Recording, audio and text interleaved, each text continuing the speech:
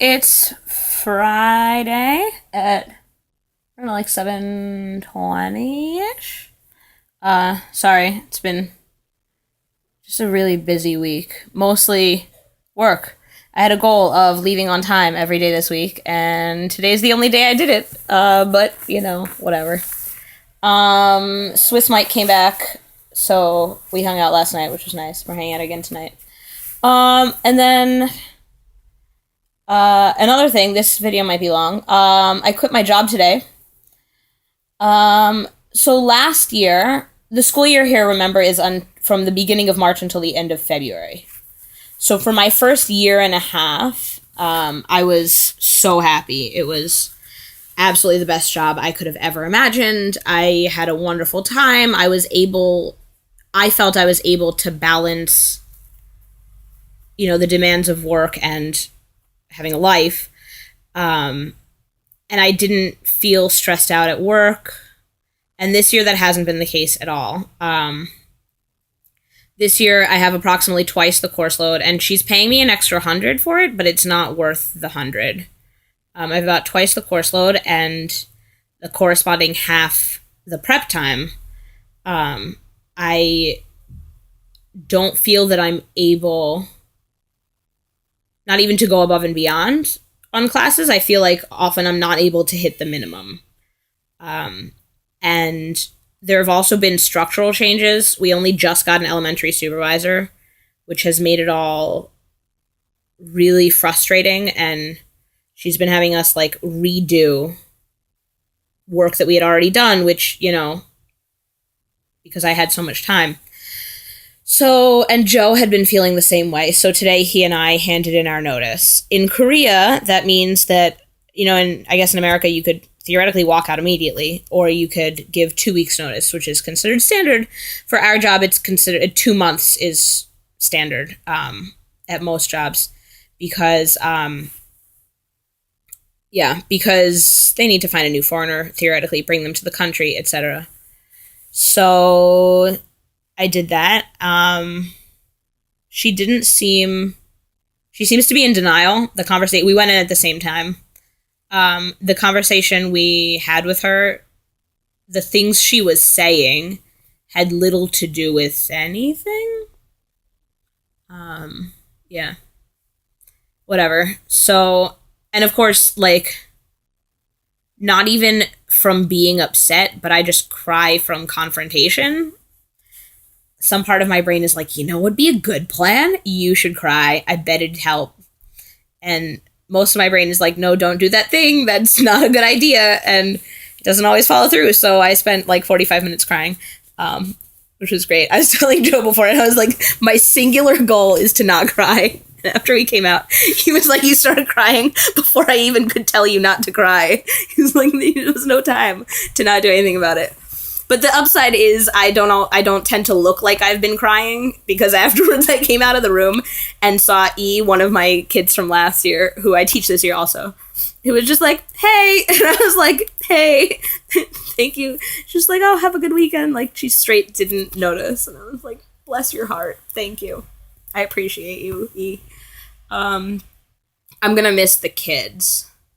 There are just so many of them. It's too many. Just too many. So theoretically I could find a job right away, but because of the wedding, it's unlikely, right? Steph Cryer's getting married in August, and I was going to come back for that. And it's unlikely that I would find a new job that would give me those specific days off. And the beginning of September is a good time to be looking for a new job, because it's the midpoint of the year. So, if someone came and didn't like it, if they last at least 6 months, they don't have to pay off their airfare. So, a lot of people will try and last out specifically 6 months. So I'm going to there's another kind of visa. The visa I'm on now is called E2, and it's a working visa. Specifically for teachers at a Hagwon. And I'm going to take a different visa called a D10, which is a job-seeking visa. So it's good for at least 6 months, and then you can extend for another 3 to 6 months. Um, and during that time, you're just here looking for a job, and then you don't have to redo all of the paperwork, like all of the fingerprinting and everything that's involved in getting the visa in the first place. You just switch back from a D10, and it's really easy. It's just like an appointment with immigration. I will need to get housing here, but apparently it's really easy. And of the 6 months, the initial 6 months, and whatever time is extended, I'm allowed to be out of Korea for up to 90 days. So I'll be able to come back. I'll obviously be changing my plane tickets. My contract says that I get airfare at the completion of a contract, though. So, and if I'm going back, not if I'm staying in Korea. So we'll see. But she might give me airfare if she comes around. I'm hoping. So either way, I'd be able to come back to America for a while. I could go to India with Abba, as we had vaguely discussed. I could go to Switzerland, which would be nice. Could come hang out in Philly. I could visit Saba and Safta in Maine, etc. So my official last day of work is June 2nd, because you have to it's 8 weeks, and that's 8 weeks from today. And then the other thing is, after you switch to the D10, like, it's not instantaneous. You have to spend another month in the country. So I'll have to be still in Korea until approximately July 2nd. So I'd really only I'd basically be able to spend the intervening 2 months outside of Korea, because theoretically any job I get would start like September 1st.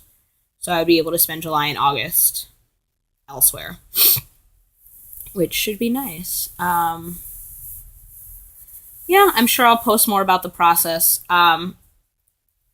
It's vaguely frustrating because I had like just decided to stay and like done house things that I finally put together a dresser. Well, it's not a dresser. It's made of wires, squares, and zip ties. But like I finally did that. I finally, went and got a hand mixer, which is it's not huge, but it's like whatever. I will be using a moving company. There's a moving company that if you box it yourself, they'll move it anywhere for $75, however many boxes it is. And for $150, they will pack and move everything you own, which seems really nice. I'm probably going to stay at there's a place called a gochiwan. It's not just one. I mean, it's like a kind of thing. And it's pretty much just a room. So I might have to get a storage unit for my stuff. But it's like $400 a month in Seoul, which is actually really good. And it has the deposit is only 1 month, and you get it back.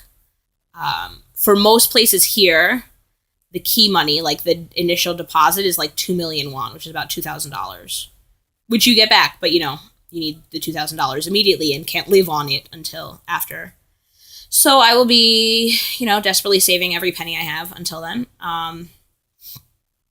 Because I will get paid I think I got paid for March today, I hope.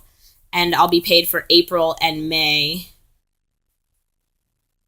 And yeah, not for June, because it'll be 2 days, but in June. So 3 months pay.